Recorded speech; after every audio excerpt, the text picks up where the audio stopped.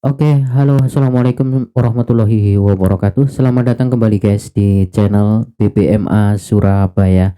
Oke ya, melanjutkan di channel Trader FX. Nah, saat ini saya sudah membuka yang tadi, cuman sekarang sudah ada Bollinger Band-nya, sudah ada indikator BBMA.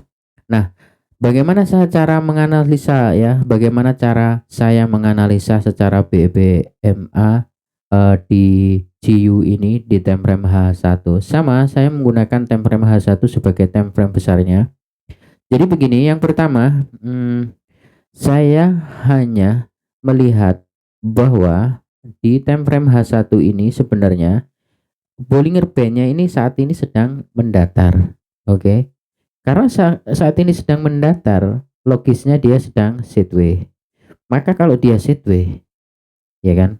Dia sideway, maka ya gerakannya itu hanya akan naik turun. Nah, sampai ke low band, sampai upper band. Mungkin secara BBMA ini akan pullback dulu, turun dulu, baru kemudian naik, bisa jadi. Nah, gitu. Nah, terus bagaimana analisanya? Ini yang saya perhatikan pertama kali adalah di sini, guys. Saya melihat di sini ada ekstrim, di mana ekstrim ini sudah dilanjutkan dengan membuat CSAK di sini. Jadi ketika di APK atau Smart Money Concept membuat change of character atau market structure shift di sini, ternyata di BBMA juga membuat CSAK. Oke. Nah, setelah membuat CSAK, kemudian lanjut naik. Sayang tidak mampu membuat momentum. Dia hanya bermain-main di kisaran moving average high dan kemudian balik lagi turun masuk ke moving average low di sini dan nggak mampu keluar, masih bermain-main di sini ya sampai lumayan lama ya, ini berjam-jam di sini hingga pada akhirnya lahir candle setelah di sini ya masuk ini saya turun langsung ke time frame. Nah, ini bedanya, saya turun ke time frame M15 di sini, tidak langsung ke M5.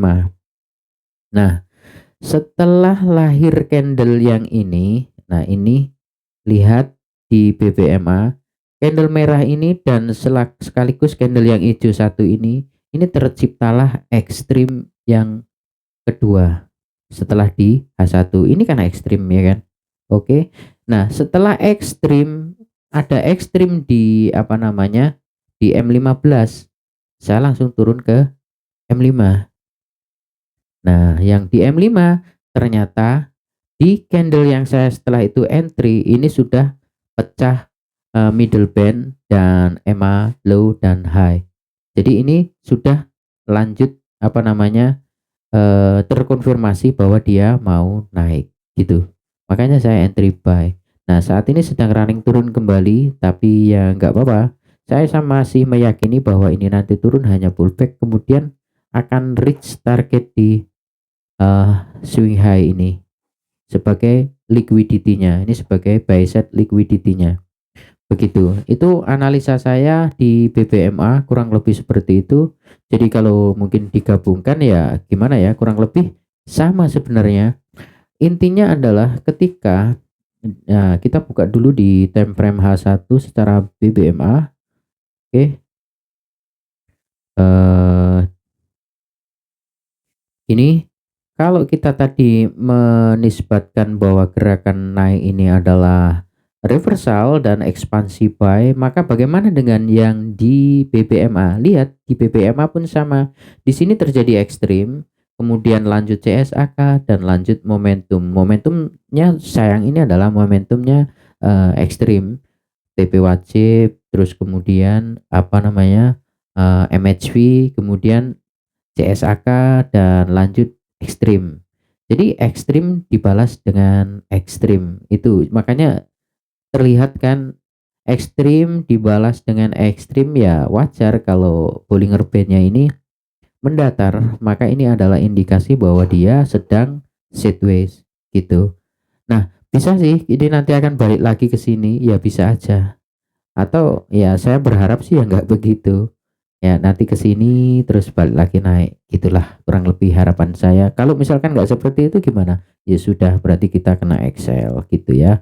Oke, saya rasa cukup ya guys untuk materi kali ini. Jadi intinya apa?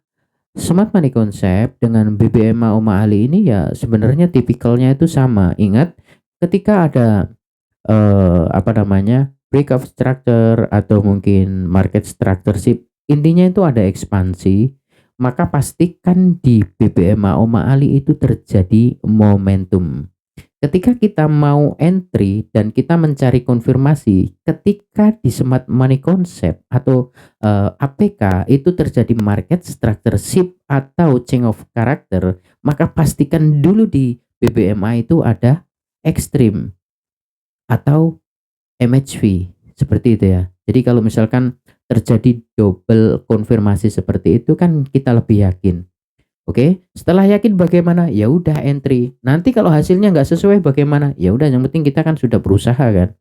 Daripada kita hanya ngawur, nggak ada analisa. Nah, begini caranya. Kita harus analisa dan kita pakemkan analisa ini, jangan berubah-ubah. Saya yakin nanti akan ada hasil selama kita money manajemennya itu benar, nggak ngawur, nggak asal-asalan.